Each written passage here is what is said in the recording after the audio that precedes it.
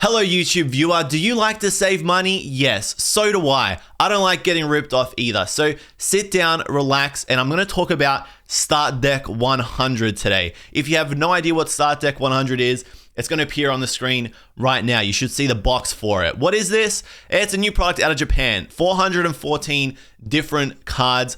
In each one of these boxes, you're going to find 60 cards, and basically it's a ready-to-go deck so that you can start playing the Pokemon trading card game with your friends. It's an amazing product for Japan. Only problem is they decided to play into the gacha, the Gamba mechanic, and inside of these decks, randomly you're going to find one SR card. Now, the SRs, these are, secret rares or super rares, whatever you want to call them, whatever floats your boat. These are chase cards now because why the fuck not? And one of the main ones is Marnie's Pride. This is on the screen now. You should see Marnie's Pride. It's a new SR. I think deck 96 is the deck that has it inside of it. Chance of finding this thing, slim to none. And there's also Galarian birds. There's Moltres. There's Articuno. There's Zapdos. Gold forms. They're not shiny, but they're gold. There's a Pikachu. There is a Gramble as well. And Barry as well. So there's a few different ones, right? But I'm just going to tell you, this is an absolute disaster. Because the second they start putting chase cards in products that are meant for players to make things easier so that people can play the game, you run into all sorts of problems. This product is 790 yen, right? And, it's basically a stocking stuffer. For 790 yen, you're not really complaining. That's $10 Australian, right? I know there's import taxes and there's fees as well, but by the time you import this thing, you're looking at about whatever it is. It's probably going to be about, $15 to $20, right? But this thing comes out and all of a sudden everyone wants to get these chase cards. Everyone's tripping over themselves to find this Marnie card. Now, the Marnie card is already about 30,000 yen. So I'm just looking at it. It's sold out. It's only been out for a day. This thing came out today, right? The Marnie card is already 30,000 yen, which is insanity. It'll probably come down, but from what I've seen, it's hard to pull these SRs. They're not generous with them. I watched a video from P4C, he's another YouTuber, and he opened up about 9 of these decks. He opened up a case, right? And he opened up 9 decks and he found no SR out of any of them. Out of 9 decks, he found nothing, right? At all. It was brutal. It was actually really tough to watch. My heart goes out to the guy. Bang a card. My heart goes out to the guy, but he took one for the team with that. So go and check out P4C when you get a minute. But, this is not a product that you're meant to be opening to gamble with. Well, actually, sorry, let me rephrase that. That is exactly what it is if you have an addiction. And most of us do. We're always chasing shiny cardboard, but within reason. You have no benefit outside of being a Japanese player to buy this product. Like, unless you're a Japanese player, the product serves no purpose. It's basically bulk. You're buying 60 cards worth of bulk. You are getting 2 new V and V. Oh, that's actually a banger. I've not hit that before. That is actually an ace card. Love to see it. Let's have a quick look. Oh yeah, that's beautiful. The Crobat with silver. Awesome card.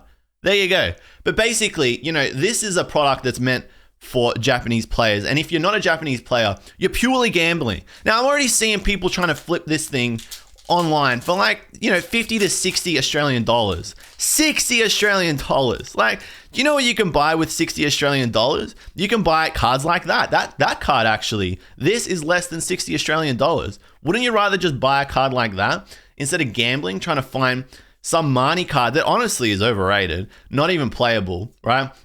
It's only the Marnie simps that are going to go crazy for that card. It grinds my gears. It actually burns me, and I'm still pissed off about it because people see this product and they get duped into thinking that it's something that they need to collect, or it's the next thing to collect, or then they should get on it, or invest in it, or whatever. Let me tell you something about Start Deck 100. It is designed for players, and you know what? Players are going to be playing for a very long time. Most of the cards in this thing are going to be in rotation for about 2 years. What does that mean? It means that this thing is going to be manufactured and printed for a very long time, at least a year or 2 at the minimum, because it doesn't make sense otherwise. What's the point of the product? If it's only going to be available for 1 week, what's the point of creating a product that's made so players can pick up and start playing this thing straight away? It absolutely blows my mind. The whole point, the reason why I'm making this video is to express this information to you and explain it to you guys that this, I'm not going to use the, I'm not going to use the word scam. I now have said it. I can't take that back. It's not a scam. The product is not a scam, okay? Because the product is going to serve, oh, hey, we got a trainer as well, exactly as it's intended in Japan. It's going to serve its purpose in Japan, right? It's not a scam.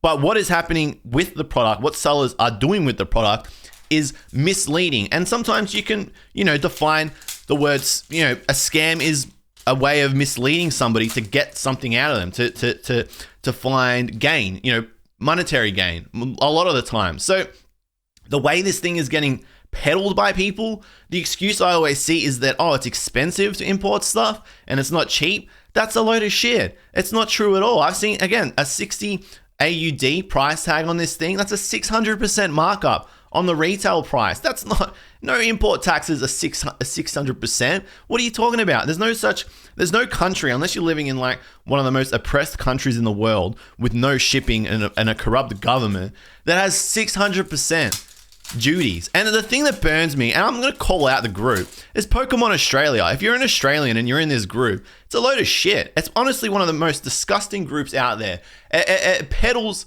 the sense of community and helping each other out.